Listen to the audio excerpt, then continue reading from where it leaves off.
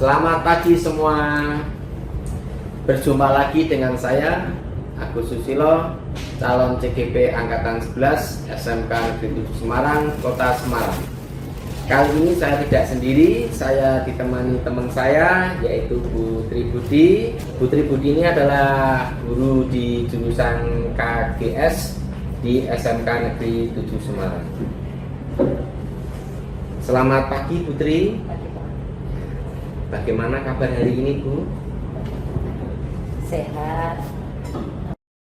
Alhamdulillah Bu Tri. Hari ini kita adakan percakapan pra-observasi ya Bu ya. Sebelum saya amati jalannya proses pembelajaran di kelas atau saya melakukan proses observasi nanti di kelas. Adapun tujuan diadakan supervisi kelas adalah untuk mengetahui dan mengevaluasi jalannya pembelajaran yang Ibu lakukan nanti. Dan kenapa hari ini kita melakukan percakapan pra-observasi, yaitu sebagai persiapan awal sebelum Ibu melakukan kegiatan pembelajaran, agar Ibu lebih siap dan lebih percaya diri sehingga memberikan pembelajaran yang terbaik kepada murid nantinya. Tapi ada pun beberapa pertanyaan yang nanti akan saya sampaikan kepada Ibu Tri. Nanti ada 3 nih Bu. Yang pertama, kira-kira nanti tujuan dari pembelajaran yang Ibu ingin sampaikan seperti apa Ibu? Ya, terima kasih. Kalau seperti yang ditanyakan tujuan pembelajaran, di dalam administrasi pembelajaran saya tuliskan bahwa pembelajaran di mata pelajaran atau sekarang menyebutnya elemen dasar program keahlian yang saya ampu, tujuannya diantaranya 1, siswa dapat mengetahui berbagai material bahan bangunan untuk pekerjaan konstruksi di lapangan. Kemudian yang kedua, siswa dapat mengetahui jenis-jenis bahannya beserta persyaratan yang harus dipenuhi sebagai bahan bangunan yang baik ketika akan diaplikasikan dalam pekerjaan konstruksi. Oke, berarti ada 2 tujuan ya. Terus yang kedua Ibu, pertanyaan yang kedua, bagaimana untuk area pengembangan yang ingin Ibu capai nantinya? Area pengembangannya diantaranya ada dua fokusnya, yaitu di pengetahuan. Saya berharap siswa dapat menyebutkan berbagai macam material bahan bangunan yang diperdagangkan, tidak hanya dari sisi jenisnya saja, tapi mereka juga dapat mengetahui beserta merek produknya ketika itu hasil fabrikasi, dan juga mereka juga mengetahui berapa sih harga jualnya sehingga mereka bisa mengestimasikan biaya yang akan digunakan dalam pekerjaan konstruksi. Kemudian di sisi keterampilan, area yang ingin dikembangkan adalah siswa dapat mengetahui cara pengujian material bahan, baik itu yang ada di lapangan maupun pengujian yang ada di laboratorium. Oke Bu, ada 2 fokus ya Bu ya nanti ya ke depan ya. Oke Bu, ini yang ketiga nih Bu, saya ingin mendengarkan Bu nih rancangan pembelajaran yang ingin Ibu terapkan. Misalnya strategi pembelajaran, model atau metode pembelajarannya nanti. Ini pembelajaran Ibu kayaknya nanti menarik sekali. Ya, strateginya tadi yang saya terapkan itu strategi pembelajaran berdiferensiasi.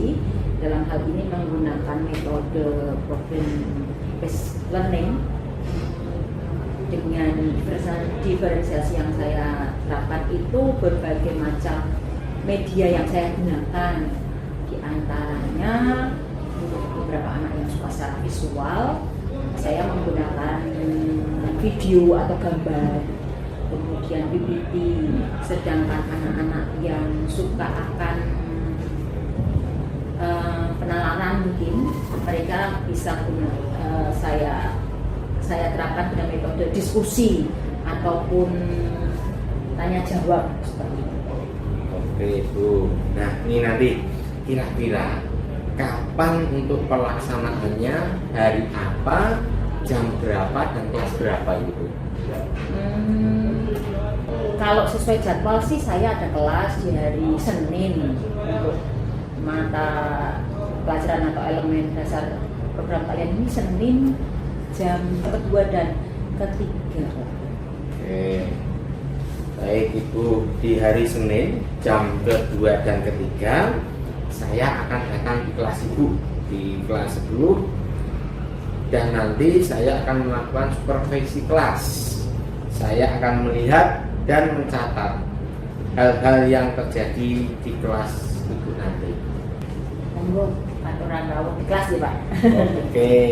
Jadi nanti setelah kita melakukan kegiatan observasi di dalam kelas, nanti kita akan melakukan percakapan pra observasi yang akan didampingi oleh pengajar praktik. Sebelum kita akhiri kegiatan ini, kira-kira hal apa yang Ibu dapatkan di percakapan hari ini, Bu? Mendapatkan bayangan untuk pembelajaran saya modelnya seperti apa, dan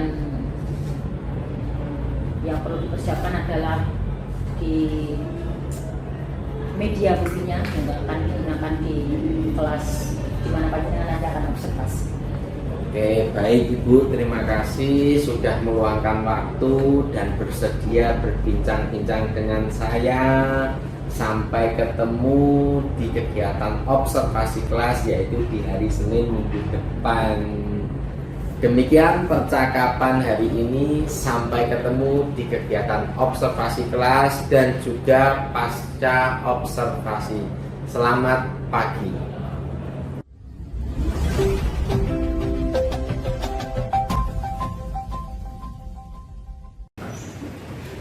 Semangat pagi. Pagi luar biasa, tetap semangat, Sember bisa. Sebelum kita mulai pembelajaran hari ini, saya minta satu orang untuk memimpin berdoa. Duduk siap, gerak. Sember. Sebelum memulai kegiatan pembelajaran pada pagi hari ini, alangkah baiknya kita berdoa. Berdoa menurut agama dan kepercayaan masing-masing. Mulai.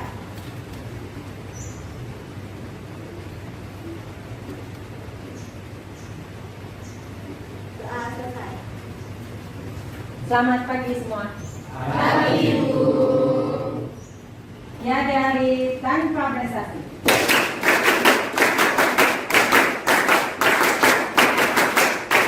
Sember. Terima kasih. Sehat semuanya. Kok kelihatannya ada yang nggak senyum? Putri presentasi dulu ya kehadirannya. Ini kelas indeks 1.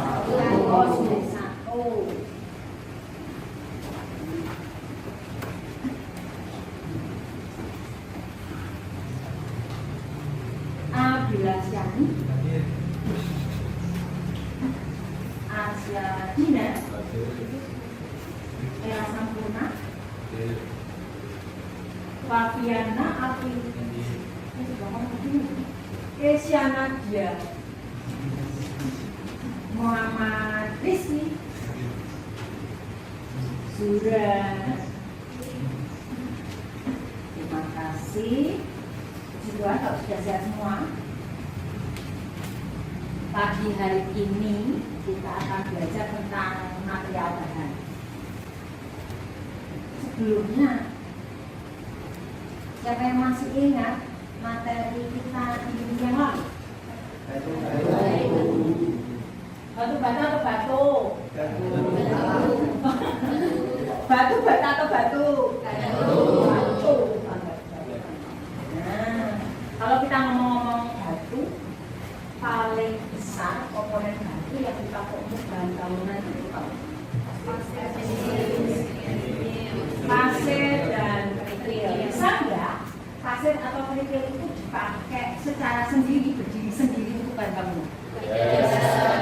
Ketika tidak bisa, berarti ada komponen material lain tuh yang ditambahkan supaya batu, kerikil, pasir bisa difungsikan. Salah satu di antaranya adalah tentang semen. Siapa yang belum tahu tentang semen? Sering lihat bapak tukang pakai semen? Kalau beli semen di plastiknya atau di tempat sana? Gimana kalau osa? Oke. Nah, sebagai anak muda harus tahu tuh semen ketika digunakan seperti apa. Kedepan kan kalian mau jadi perencana, mau jadi kontraktor, mau jadi mungkin agen material, sehingga kalian perlu tahu tentang semen. Perencana harus tahu ketika dia merencanakan bangunan, jenis semen mana yang mau dipakai. Jangan sampai bingung. Kayak dokter mau kasih obat itu, pasiennya oh mati ya. Jadi kontraktor harus tahu semen yang dipakai, cara pembinaannya seperti apa. Demikian juga jadi agen material, semen yang dijual itu mereknya apa, harganya berapa, seperti. Nah, hari ini kita akan belajar semen. Budi mau pakai video belajarnya. Nanti kalian akan dikelompokkan jadi 6 kelompok. Berarti satu kelompok ada 6 orang. Oke, sekarang dibentuk kelompok terlebih dahulu.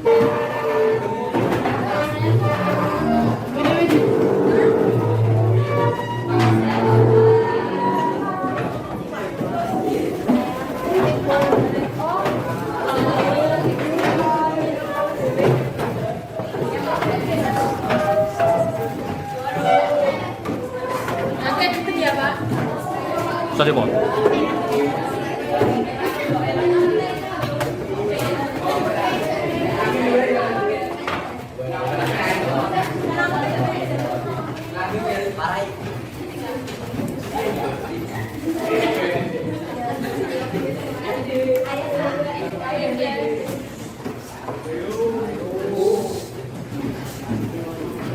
Sudah dapat kelompok semua?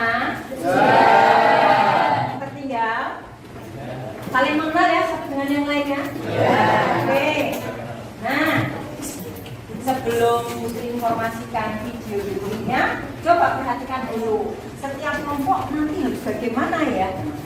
Satu, setiap kelompok memperhatikan video berikutnya, kemudian didiskusikan. Apa saja yang didiskusikan di dalam video tersebut? Satu, mungkin ada asal-usul semen, dan bahkan mungkin disebutkan jadi fungsinya semen itu buat apa saja. Kemudian ada proses pembuatan semen. Sudah diketahui bahwa semen itu bukan bahan alami, tapi bahan fabrikasi, sehingga ada proses, ada tahapan yang dilalui supaya terbentuknya semen. Kemudian mungkin juga di video itu disebutkan tentang uji kualitas semen itu harus melalui tahapan uji apa saja. Sebelum diperdagangkan dari pabrik tadi, semen juga harus masuk. Bagaimana pemasaran maupun distribusinya. Oke? Masing-masing siap ya? Nah, coba diperhatikan video yang akan saya share di ruang kelas. Mana Jihan? Oke, Jihan, videonya sudah dipilih. Coba dikumpulkan, diteruskan ke teman-teman yang lainnya. Setiap kelompok silakan menuliskan nanti apa yang sudah Putri sebutkan. Di lembar kerja juga Putri akan berikan. Tidak boleh dicantumkan ya nama kelompok, kemudian hasil kerjanya ya. Oke.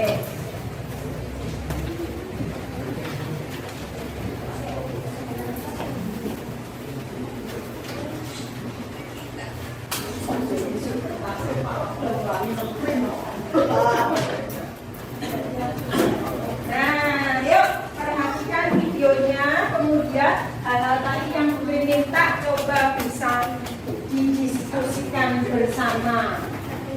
Nanti saya akan beri waktu kalian melihat video pembelajarannya. Nanti setelah selesai, saya akan beri kesempatan beberapa kelompok untuk membagikan hasil. Saya berharap kalian berebut nih membagikan hasil diskusi dan hasil pengamatan kalian terhadap proses pembelajaran. Oke? Ada pertanyaan dulu? Sudah? Videonya sudah bisa dilihat di layar gawai masing-masing? Oke, silakan bekerja, semangat.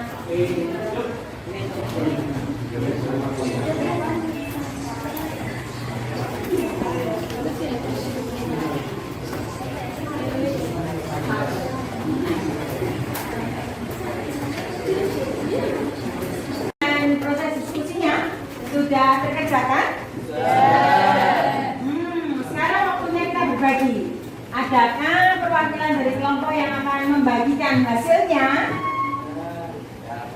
Oh, boleh, silakan.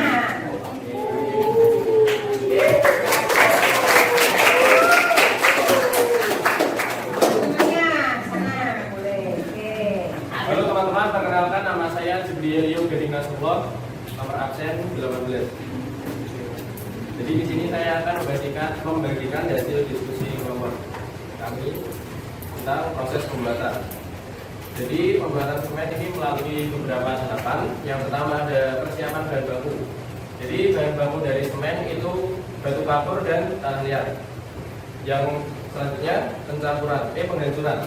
Jadi batu kapur dan tanah liat ini dihancurkan untuk agar proses selanjutnya itu lebih mudah. Yang selanjutnya ada pencampuran. Bahan baku yang sudah dihancurkan tadi dicampur dengan biji besi, pasir, dan batu. Selanjutnya ada pembakaran. Pembakaran bahan ini mencapai suhu 2000 derajat Celcius. Yang selanjutnya akan didinginkan untuk mencapai suhu 100 derajat Celcius. Yang selanjutnya ada pencampuran kedua. Bahan-bahan tadi dicampur dengan bahan-bahan pembantu seperti gipsum dan pozolan. Sebelum semen dikemas, semen melalui uji laboratorium. Terima kasih. Oke, terima kasih. Disebutkan tentang proses pembuatan semen di pabrik, mulai dari persiapan sampai kemas. Intinya, ketika pembuatan semen itu ada bahan utamanya, tetapi ternyata diberikan juga bahan tambah yang tujuannya, oh ya kira-kira tujuannya ya, mungkin ada yang mau membagikan ini. Kelompok lain, ada yang mau nambahkan? Oke, silakan.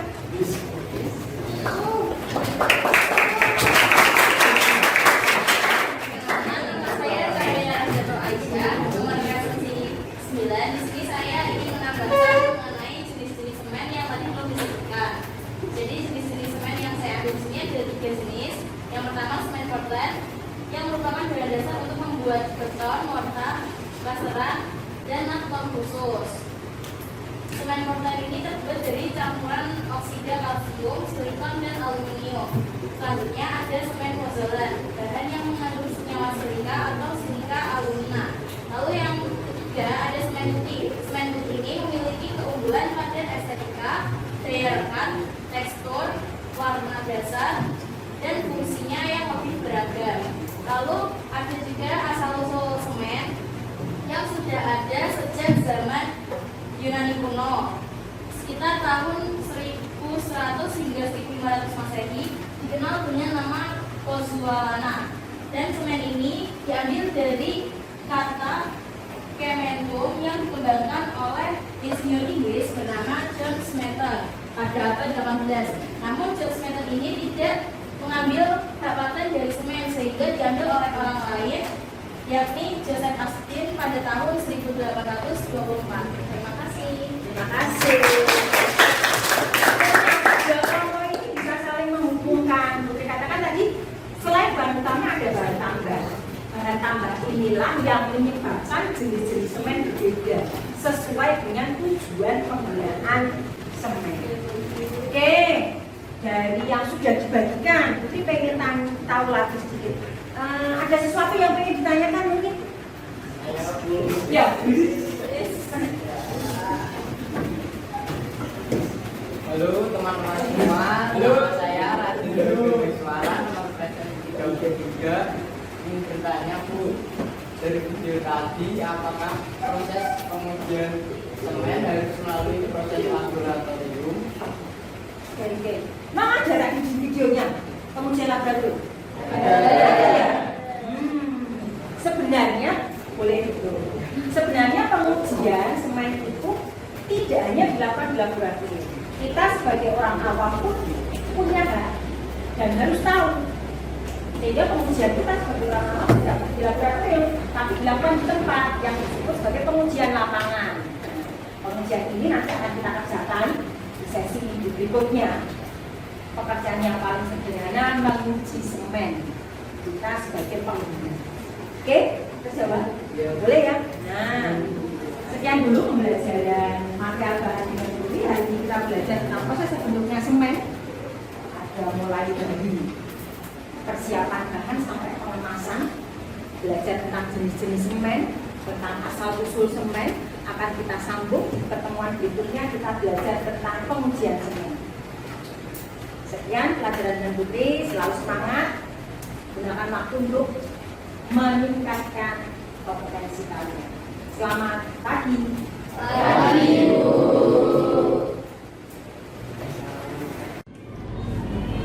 Siap, Pak? Selamat siang Putri. Bagus. Setelah kegiatan observ di kelas saya kemarin, ada umpan balik buat saya untuk kegiatan pembelajaran material bahan saya. Kira-kira sudah dari Putri, kira-kira harus ada feedback positifnya atau negatifnya, perlu nggak Putri? Ya perlu, karena perbaikan kan Pak buat saya. Oke, jadi Putri harus tahu dulu ya, apa ini terkait dengan tujuan evaluasi ini. Jadi nanti jangan sampai saya berbicara terkait ini nanti Putri malah minder, besok lagi tidak mau ketemu saya. Oke ya Bu. Jadi kita pengen tahu, jadi Putri sudah nanti dapat ilmunya juga, oh bagus, kurang gitu nih. Jadi pengen tahu sejauh mana proses evaluasi dalam pembelajaran yang sudah dilakukan di kelas. Tujuannya. Jadi hari ini saya ingin bertanya Putri, pertanyaan Putri. Jadi jangan kaku ya, santai aja. Jadi pertama dulu, bagaimana Bu perasaan ketika dilakukan observasi di kelas kemarin? Ya, kalau mengajar sih sudah biasa, tapi ketika namanya orang yang diobserv, diamati itu pasti ya agak grogi, gak kaku ya. Tapi saya merasa kemarin pembelajaran berjalan dengan baik. Oke, ya, sudah baik ya Bu ya. Jadi perlu nanti ada peningkatan juga, tapi jangan kurangi porsinya. Jadi Putri, nanti bisa diceritakan ini terkait dengan observasi kelas kemarin. Kira-kira pengembangan apa yang dilakukan Putri kemarin dan langkah-langkah apa atau tahapan-tahapan apa yang sudah dilakukan di kelas kemarin? Sebelum kegiatan observ kemarin sih seperti biasanya setiap kali mengajar, pengajar itu selalu harus disiapkan, dimana mencakup tujuan pembelajaran, kemudian materi pembelajaran, aktivitas siswa dan guru itu sudah dipersiapkan terlebih dahulu, termasuk diantaranya dalam media pembelajaran yang saya gunakan. Kemudian tahapan ketika saya mengajar di dalam kelas, secara garis besar berjadi 3 Pak. Di tahapan pendahuluan, saya membuka kelas untuk membangkitkan minat dan motivasi anak untuk belajar, terlebih di materi pembelajaran yang saya sampaikan. Kemudian di tahap intinya saya menyampaikan materi, tapi ketika kemarin pembelajaran itu menggunakan media diskusi dan juga menggunakan media berupa film, anak-anak saya ajak melihat dan mendiskusikan materi pembelajaran material bahan di film yang sudah saya berikan. Mereka saya minta berdiskusi secara kelompok sehingga ada kerjasama di antara anak-anak, mereka bisa aktif bersama. Kemudian di tahap yang ketiga, biasanya tahap penutup, saya memberikan kesempatan kepada anak-anak untuk bertanya sekiranya ada hal yang mereka kurang pahami dari media yang saya berikan. Dan di terakhir biasanya saya memberikan penekanan hal-hal apa yang mereka perlu perhatikan, terlebih ketika mereka belajar tentang material bahan seperti itu. Jadi untuk area pengembangannya itu? Kalau area pengembangannya, saya di area pengetahuan dan keterampilan. Memang ketika di observ kemarin hanya terlihat di area pengetahuannya saja, karena mereka harus mengetahui, memahami istilahnya. Ketika di area keterampilannya memang belum tercakup di durasi jam yang diobserv Pak Agus, karena keterampilannya mereka harus melakukan uji praktik termudah itu uji praktik lapangan. Jika memang secara fasilitas bahan dan yang lainnya memenuhi, peralatan memenuhi, saya memang targetkan untuk uji praktik laboratorium bahan. Jadi sebenarnya pengembangannya ada dua, karena waktu jadi baru masuk di pengetahuan ya, Bapak Menteri. Berarti kan ke depannya NEC itu kan ada di situ. Oke Putri, untuk menurut Putri ya pengembangan kemarin untuk pengetahuan, jadi sudah disampaikan apakah sudah berhasil Putri untuk pengembangan yang pengetahuan itu saat observasi kemarin? Keberhasilan saya berarti yang menilai adalah Pak Agus sebagai observator. Tapi ketika saya mengukur dari anak-anak, keberhasilan dari anak-anak saya ada sedikit kendala sih sebenarnya. Yang saya lihat dari aktivitas anak-anak di kelas.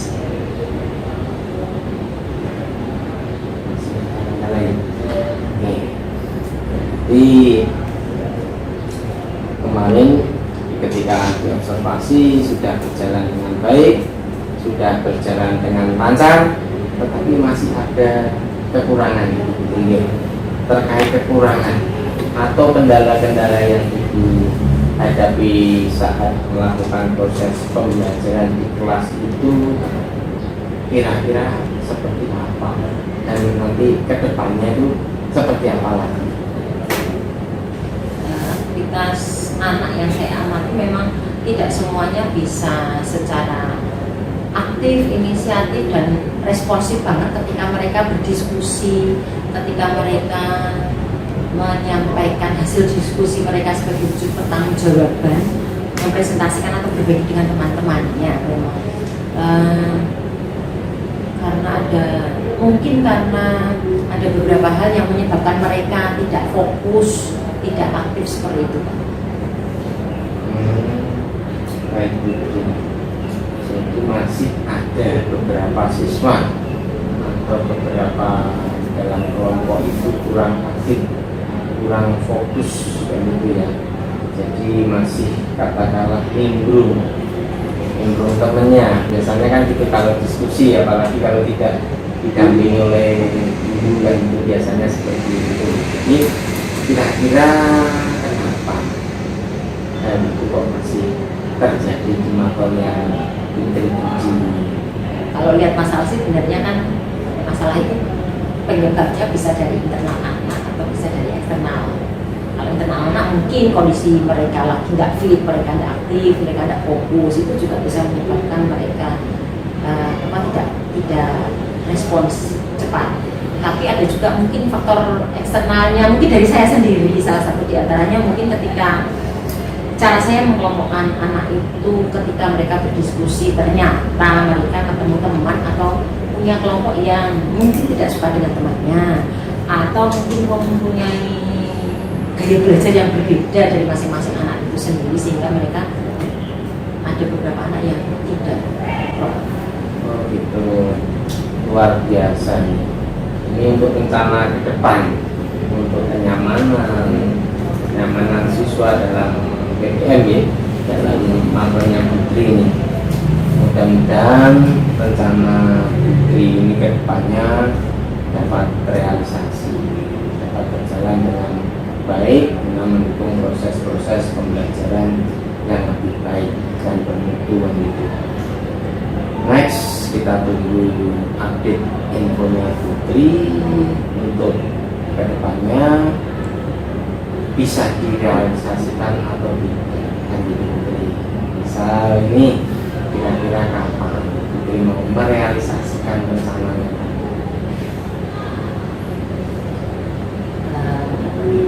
Yang jelas tahapannya pasti saya ketika ada permasalahan seperti itu mungkin butuh dukungan dari Bapak Ibu guru yang lainnya, atau mungkin butuh dukungan dari siswa saya sendiri, menggali apa permasalahan itu seperti apa yang harus kita selesaikan bareng, sehingga dengan tahu penyebabnya kita bisa mencari solusi bersama. Misalnya nih ketika mereka dalam keadaan tidak sehat, tidak baik kesehatannya, harus istirahat. Ketika dalam pengelompokan itu tidak pas, tidak sesuai dengan keinginan mereka, metode pengelompokannya yang saya bedakan. Saya juga butuh bantuan dari Bapak Ibu guru yang lainnya, tahu karakteristik setiap anak untuk mengelompokkan anak ketika kita harus berjalan jalan. Berharap ke depan, ya tidak harus nunggu lama ya Pak. Mungkin saya selalu berharap ketika melakukan esok harinya itu bisa lebih baik dari yang sudah saya lakukan sekarang. Oke, nanti Putri akan melibatkan yang siswa dan guru. Kalau di jurusan kan masternya bulannya itu. Oke, jadi Putri akan secepatnya ini. Kalau dilihat dari kalender pendidikan kan Putri ini tinggal 3 minggu lagi. Mungkin kan nanti next di awal tahun. Jadi di sisa sambil menunggu update di semester genap tahun 2024-2025 ini, kira-kira langkah apa atau planning apa yang mau diberi untuk guru di semester genap itu? Saya harus tahu sih setiap kelas itu pasti punya ketertarikan dengan gaya belajar yang seperti apa. Ya, itu dipengaruhi anak-anak yang ada di kelas itu sendiri, dan ya, itu yang perlu saya cari tahu sehingga ketika saya menyampaikan pembelajaran di kelas 1 dengan yang lainnya memungkinkan berbeda. Data itu yang perlu saya tahu, perlu saya dapatkan sehingga ketika saya melakukan pembelajaran di kelas 1 dengan yang lainnya pasti akan berbeda sesuai dengan kelompok anak yang ada di masing-masing kelas. Baik, Putri, terima kasih atas jawaban-jawaban yang sudah disampaikan. Mudah-mudahan apa yang sudah direncanakan bisa secepatnya terrealisasi. Untuk ini tetap semangat, jangan mudah menyerah, hold strong ada terlalu tensi. Semangat juga buat Agus. Terima kasih ya Pak Agus masukan dan kontennya. Demikian tadi proses pasca observasi dengan Putri. Mohon maaf kalau ada kata-kata yang kurang berkenan di hati Putri. Ini wassalamualaikum warahmatullahi wabarakatuh. Terima kasih Tuan juga Pak Agus.